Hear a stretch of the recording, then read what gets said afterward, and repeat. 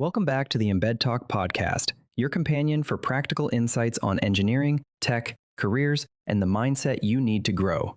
Every week, we break down real-world concepts and experiences to help you understand, learn, and make smarter choices for your future.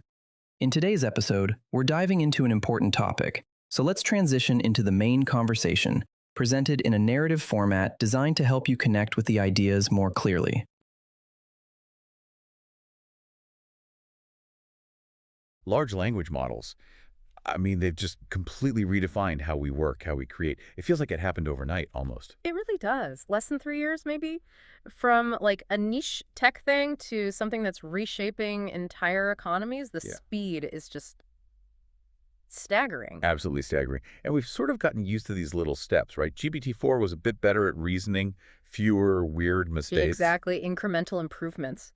But from what we're seeing and hearing, GPT-5, well, it doesn't feel like just another step. People are calling it transformative, a real quantum leap. It forces us to, rethink our whole relationship with technology. Okay, so that's the big claim, a quantum leap. Our job today, I think, is to figure out, is it really that? Or is it just, very effective marketing? Right. We need to dig into what actually makes it different. What are the technical breakthroughs?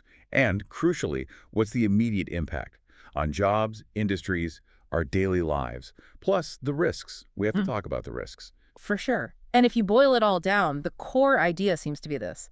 GPT-5 is meant to kickstart a whole new era of, let's call it, human-AI collaboration. Collaboration, interesting. Moving beyond just giving it prompts. Yeah, moving beyond just a tool you poke with instructions. It's aiming to be more like an integrated partner, a proactive one. Okay, let's unpack that right away. Yeah. What does that actually mean for someone using it? What makes GPT-5 fundamentally different from, say, GPT-4, which many people are using quite effectively now? The big headline feature is unified multimodality. Multimodality. We've heard that before, though. How is this different? Well, previous models could sometimes handle different types of data, sure, but often you needed separate tools, right? One for text, maybe another specialized one for analyzing an image. GPT-5 is built, apparently, as one single integrated system from the ground up. So it's not just accepting different inputs like text and images, it's actually reasoning across them, all at once, in one continuous process. That's the idea. That seems to be the core difference. Advanced reasoning, seamlessly handling text, images, audio, and video, all within a single interaction. You can mix and match these things in real time. Okay, give us a concrete example, something that really shows that difference, something GPT-4 just couldn't manage. Okay, think about a really specialized field like engineering. You could upload a super detailed engineering diagram, that's an image, right? Along with maybe 50 pages of dense technical specs in text format. Right. Then you could ask the model to analyze all that text, find a specific component in the image that maybe doesn't meet the spec, and explain the problem in plain language. Wow. Or think about medicine. Input a video recording of a surgical procedure. Ask the AI to identify the most critical, high-risk moments in that video and cross-reference those moments against the patient's written medical history, all in the same query. That normally takes years of human expertise, multiple specialists sometimes. And this is it potentially instantly. That's the potential, yeah. Okay, so what's making this possible? Let's talk about the upgrades, the stuff under the hood. These technical improvements sound like they're tackling some of the biggest frustrations people had with older LLMs. Yeah, you really nailed it there. It seems like they focused on the main pain points. We can probably break it down into 4 key areas. Yeah. Depth, scale, and importantly, reliability. All right, let's start with reasoning. We had chain of thought before, which is already pretty smart. How is this better? It seems to be about the scale and the precision. They've apparently enhanced the underlying chain of thought mechanism quite significantly. So for the user, this means it can handle much more complex, multi-step problems. Like what kind of problems? I think generating really complex code solutions, maybe running detailed financial projections over 10 years, stuff like that. And crucially, doing it with much higher accuracy, fewer logical errors along the way. Precision, but at scale. Got it. And then number 2, circling back to what we started with, that unified multimodality. Exactly, the seamless blending, understanding the context across text, image, video, all feeding into one coherent output. Okay, now this third point, this is one I think everyone's really waiting for. Reliability. The biggest headache, the biggest trust issue has always been hallucinations. right? The AI just making stuff up that sounds convincing but is totally wrong. Did they actually fix that? Well, fix might be strong, but they've clearly put a massive emphasis on factual correctness. So GPT-5 should be less likely to hallucinate. But the really interesting part, the potential breakthrough, is that the model can apparently outline and internally verify its reasoning. Wait, hang on. It can outline its steps, show its work? Kind of, yeah. It generates the answer, but then it seems to have this internal process to double-check the logic, the steps it took, the factual consistency of its own argument. Huh. So it audits itself before giving the final output. That seems to be the mechanism, which, if it works reliably, would make the output drastically more trustworthy. It reduces the chance of those deep, fundamental errors in reasoning. That kind of transparency could be huge for building trust. It really could be. Okay, and the fourth point, memory, right? The context window. That was always a bottleneck. You feed it a long document, and it forgets the beginning by the time it reaches the end. Exactly. That's been massively expanded, it seems. GPT-5 is reportedly capable of processing and remembering significantly more information in one go. How much more are we talking? We're not just talking about, like, 10,000 words anymore. Think uploading the equivalent of dozens of novels or an entire company's code base or all your internal knowledge base documents and having it hold all that context in its working memory. That fundamentally changes what you can use it for, especially these huge, large-scale tasks. Okay, this level of power. It takes us straight into the real world, doesn't it? Yeah. We've talked about the tech, but where does the rubber meet the road? How does this start changing jobs, industries, maybe even just our day-to-day lives? If you're listening to this, what disruptions should you be bracing for? Well, the changes could be really profound because it's not just a tool you use sometimes. It integrates into the workflow. Let's start with something like content creation. Right. Beyond just writing blog posts. Oh, way beyond. Imagine this. You feed it your competitor's latest product launch video. It analyzes the video, the visuals, the spoken words, the tone, using that multimodality. Then it instantly generates a complete counter-marketing campaign for you. A whole campaign. Yeah, text ads, social media image mockups, even video scripts, all tailored to counter the competitor's message and optimized for different platforms just based on watching their video. That completely flips the script on content creation. It shifts the human role from making the initial stuff to, what, strategizing, editing the AI's output. Exactly. It forces humans up the value chain, focusing on high-level strategy and oversight, while the AI handles the bulk of the production. Okay, what about healthcare? You mentioned that earlier. Yeah, the multimodality is huge there. Diagnosis, for instance. Picture the AI instantly analyzing a patient's entire history, written notes, past test results, maybe symptom descriptions, alongside complex imaging like MRI scans or ECG readouts, all at once. To do what? Suggest diagnoses. To provide physicians with a ranked shortlist of probable diagnoses almost immediately. Think about how much that could speed things up, potentially cutting down wait times for specialists or initial diagnostic procedures. That's a massive potential impact. And software development, that's always a huge area of interest and cost for businesses. Here, it acts like a super-powered coding wizard. For pros, it can help debug incredibly complex issues or automatically write really thorough documentation for huge projects, which developers often hate doing. Yeah. But maybe the bigger impact is democratization. It's supposedly capable of generating simple but functional applications based just on you describing what you want in natural language. So someone with basically no coding skills could build an app. For simpler things, potentially yes. It radically lowers the barrier to entry. You have an idea, you describe it, the AI builds a first version. That could unleash a lot of innovation. Okay, let's shift gears a bit. We've talked big industries, big strategies. What about us?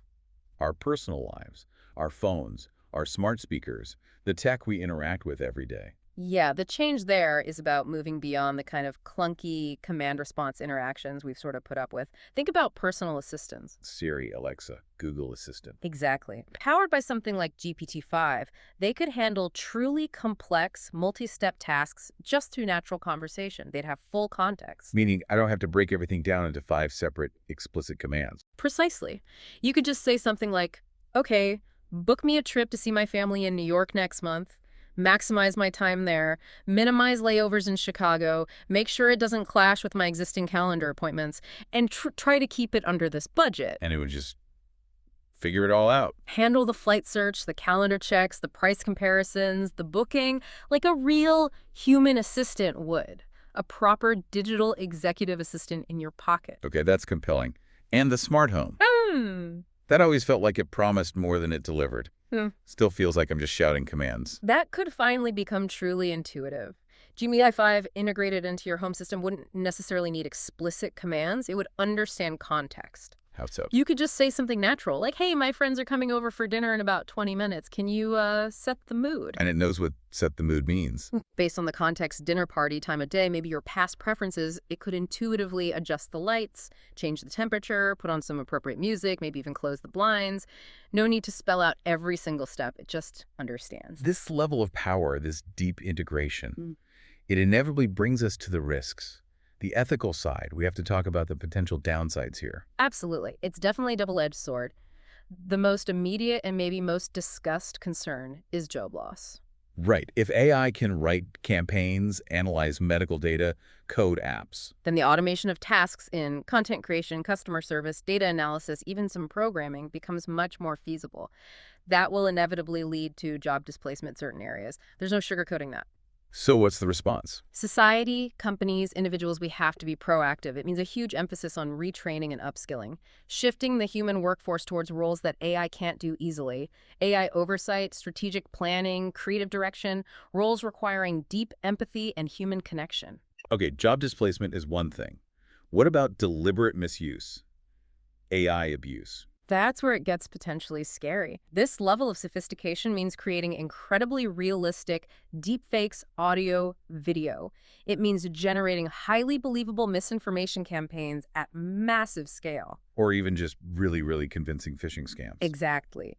Phishing emails tailored perfectly to an individual based on their publicly available information, making them almost impossible to spot. This power demands really strong safety measures, robust guardrails built into the AI, and almost certainly proactive regulation. We need to get ahead of it. And even if it's not deliberately misused, there's the broader danger of misinformation, right? Just the sheer volume of plausible-sounding stuff it can generate. Yes. Even with better reliability, no AI is perfect, and GPT-5's output is likely to be so fluent, so convincing, it could become genuinely difficult for the average person to tell what's fact and what's sophisticated fiction generated by a machine. Which could erode trust. It could dilute our collective trust in online information generally. If everything sounds plausible, how do you know what to believe? That has huge implications for society, for democracy. So, okay, massive potential, significant risks. Given that this technology is coming, likely sooner rather than later, what should people and companies be doing right now? What's the practical advice? Well, the clear consensus from analysts seems to be, don't wait. Sitting on the sidelines isn't really an option anymore. First step, upskill your teams. Train people to use the AI effectively. Exactly. The most valuable skill is becoming someone who can effectively work with AI, guide it, leverage it. Companies need to invest seriously in turning employees into AI orchestrators, not just passive users. Makes sense. Second, integrate AI tools now. Don't wait for GPT-5 perfection. Start experimenting with the current generation or early access if you can get it. Pilot projects. Use it for data analysis, drafting internal comms, initial market research. Get your feet wet immediately and find those quick productivity wins. learn by doing, basically. Pretty much. And the third point is maybe the most fundamental. Rethink workflows. How so? Actively look for the repetitive, automatable tasks that AI can take over. Then, consciously redesign jobs and processes to shift human effort towards the high-value stuff. Strategic thinking, complex problem-solving, creativity, anything requiring deep human intuition or emotional intelligence. Play to human strengths. Okay, so this deep dive really underscores it. GPT-5 looks less like an upgrade and more like a genuine paradigm shift. How we deal with information, how we work, how technology fits into our lives. It really does. The potential for positive change, for huge leaps in productivity and innovation, it's staggering. But the challenges, the ethical questions, they're just as significant. The key takeaway seems to be, get ready. And the time to prepare was probably yesterday, but now is definitely the moment. We need to learn not just how to cope with this change, but how to actually thrive in a world increasingly partnered with AI. Couldn't agree more. It's about proactive adaptation. So maybe a final thought for you to chew on until our next deep dive. We talked about that fascinating feature, GPT-5's ability to outline and internally verify its own reasoning, to show its work. Yeah, the self-auditing thing. Right. As that capability becomes more common, maybe even expected from sophisticated AI, what happens to human communication? Will we start demanding that same level of transparent, verifiable reasoning that instant proof from everything we read online, from news articles, from social media posts, even from each other? What happens when the bar for proving your point is set by an AI that can instantly show its work? That's a really interesting question. The pressure that could put on human-generated content to constantly justify itself, definitely something to think about. Thank you for listening to this episode of the embedTalk podcast. If you enjoyed today's insights, don't forget to follow or subscribe on YouTube, Spotify, or wherever you listen to podcasts. Share this episode with someone who might find it useful and help us grow this learning community. For more articles, quizzes, and deep dives into engineering, business, and emerging technologies, visit us at embedTalk.com. Until next time, stay curious, keep learning, and continue exploring the future with embedTalk.